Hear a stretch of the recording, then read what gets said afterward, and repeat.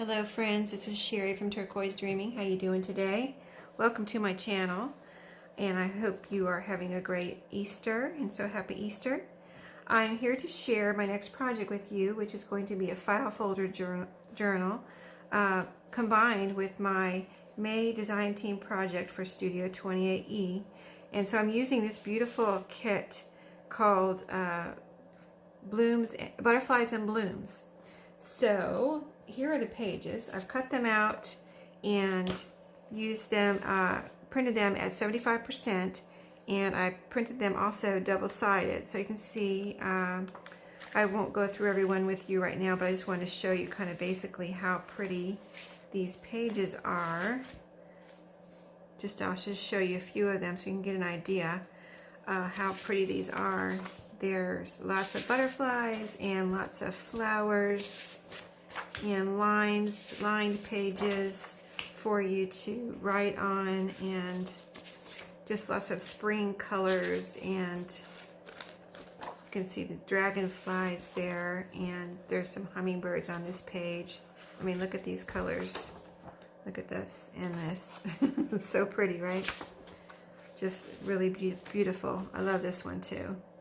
So those are the pages, and then there's lots of ephemera. There's envelopes, and you can print these out at whatever size you want. Like, say you wanted to print your kit at 75% the pages, you can print the envelopes bigger or smaller, whatever. I chose to print the whole thing at 75%, but you could print the pages at 75% and then print the envelopes at 100%.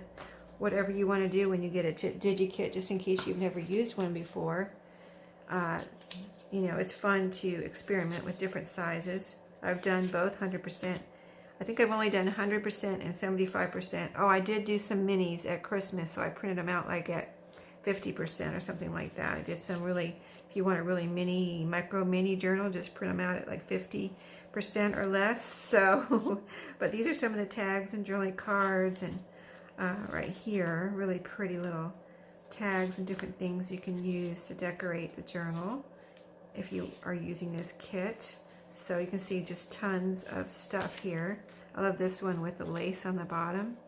So pretty, and all the colors. This one's a really pretty one too. And so a lot of my tags and journal cards I print on cardstock or file folder, so I have a nice strong, you know, card to you write on the back and use, you know, since you're putting it in and out of pockets, you know, nice and strong, so it's not just paper. And then the little fussy cuts I print on paper because these are probably going to be glued down onto something like a page. So like, here's all my little fussy cut butterflies.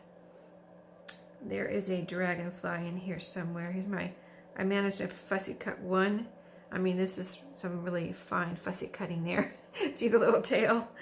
So, yeah, and so some flowers, just lots of fun stuff there.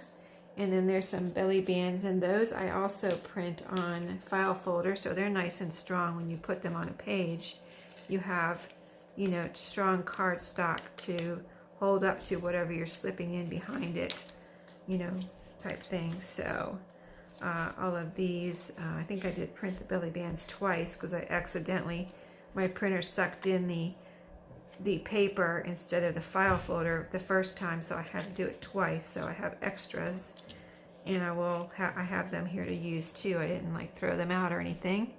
So that is the kit. And so just to get you started on a file folder journal, in case you've never made one, what I did was I took my pages and decided, you know, that's the size I wanted my pages. So like, you can make a file folder journal any size you want. So you just have to first decide on your size. So my page size dictated my file folder size. So what I did, like, I cut off this side. This is the side I actually used right here. I cut it off this was the side that had the like score lines on it on this particular file folder, and you can use cardstock if you don't have a file folder. And so, and even decorated file folders are would be fun because then you wouldn't have to, you know, put anything on the front. It would already be decorated, you know, if you have any decorated file folders. So like I said, my page dictated my size, so I laid my page down on my file folder, and I just cut, you know, you got the length, so I just cut all the way down, top and bottom, and I had my piece of file folder, which was this, except it was out to here, and those were going to be my I was going to fold those over to make inside tuck pockets, right? So I did that, and so here are my pockets. I sewed them down. So I took my file folder, I made score lines so I could have nice folds on my scoreboard, and in the middle too I made a score line, and then glued, once I had it folded, I glued my page on here from the DigiKit, this butterfly page. Then I cut my fabric to fit the back here, and it goes down inside the pocket. So I cut that piece of fabric, and I cut these 2 strips of fabric, and I just sewed, before I sewed down the whole thing, I sewed the fabric. I glued it all on first to keep everything in place and flat. And then I sewed right here before I folded it down, and sewed it on both sides with a straight stitch.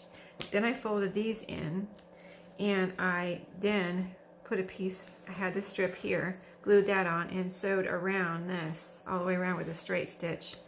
And then I folded these flaps in and did a zigzag stitch all the way around, because I think that's, even though maybe I didn't need to, you know, like I didn't have to zigzag stitch here, but I wanted it all just sewed down, and I like that continuous zigzag stitch all the way around. So if any of that's not self-explanatory, or you know, not clear, just ask me in the comments. I'll be glad to try to answer any questions. But I just wanted to get you started on a file folder journal in case, you know, someone had asked me, and I have finally gotten to it. So you know, like I said, there's so many different ways and sizes and things. I wasn't sure which one to tell you about, so that's why I decided to combine it with my design team project to you know, maybe just give you one example of how to do this one. And you know, it's going to be super cute, the size and everything. So we could work on a few pages here real quick and just get these pages. I have got my paper cutter here, and I've got my pages like I showed you, and I'm going to have to trim them down a little bit because they are just a little bit bigger, I see, than my journal. The length I think is pretty good, but I might cut a sliver off because I don't want it to be right up against the top or the bottom. So we'll cut a sliver off the top and a little bit off the side. You can see I won't be cutting anything off of this one. There's nothing here except for a little grass. So I'm going to go ahead and do that as an example of a few of these, and you can see how they're going to come out. And then I'll be adding more pages as far as other, you know, pages from my papers, like ledger paper or some coffee dyed paper or whatever I decide to add. Feels like it's not cutting, is it? Yes, it is. Okay. So see, I just cut off this little sliver off the side here. Just a little sliver. And then we're going to cut a little sliver off the bottom of this one, because there actually is a line here under the grass. So I think that would be good to just, you know, cut that off since there's nothing really there. We're not losing anything, any of the picture or the image. So let's see how that fits. Let's see if that's perfect or what. So yeah, I've got a little bit on the top and the bottom and the side, and it goes right up to the side. So as we stack these, we're going to have to cut more. So let's see, I have them all like this right now. Let's just do a couple more as an example, and then we will, I'll do the rest off video, because I'm just going to be doing the same thing over and over again until I finish these pages, and then I'll see how many papers I can fit from other things that I want to put in. So we'll just do like 2 more here, and let's see how we can cut these, or how much we have to cut them. Okay, so I know I had to cut that sliver off those two, so let's just go ahead. You know, you just have to do what you have to do to make everything fit, right? That's what you have to do. And you'll see once you cut it off, it's not really like you're missing anything, even if you do cut off a little piece of a butterfly or something. So, see, you don't really know it's missing. And there's your lines. And this one also, we'll just cut off the bottom a little bit like we did on the other one. Not a whole lot on the bottom there. And we'll put them together in just a second. Let's just do both of these. A little bit off the side. I just want to make sure it's all squared, as you know, that I folded it evenly. Okay, so that one, a little sliver off the side and a little sliver off the bottom. Trying to get my trash off of there. Okay, so there. So I'm just going to go through like that and keep cutting these.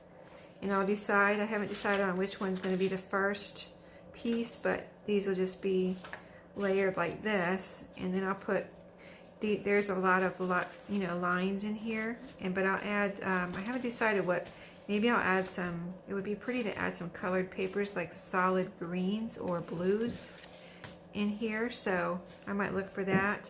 I have solid like plain colors, and I have lined colors, so we'll see. I got to see how many pages I can actually fit in here after I put these in. And so that, you can see that fits in nicely with just cutting those little slivers off the top and bottom. So it's going to be quite cute and pretty with that, those pages in there. And then I'll be adding pockets and different things, but this will come together really fast, so I'm not going to do this too quickly. I'm going to work on another project with this at the same time, because this is not supposed to be done until May. It's my May design team project, so I don't want to get too ahead of myself. So I'm going to come back to you, and I'm going to work on another project with you the next couple of weeks, and that's going to be a cookbook journal. So I'm looking forward to that. I'm pretty excited about it. I haven't made one in a while, and I had a bunch in my shop and they're all sold now, so I need to make some more. So if you haven't hit the subscribe, just hit that subscribe and the notification bell. Click on those and you'll get notifications of my next videos, and you can work along with me on this file folder journal. And maybe if you want to make a cookbook journal or just see how I do one, you can watch that too. So I'll be back to you with that information and the work and projects and process, and I'll see you next time. So thanks for watching today, and have a great day, and happy Easter and happy crafting.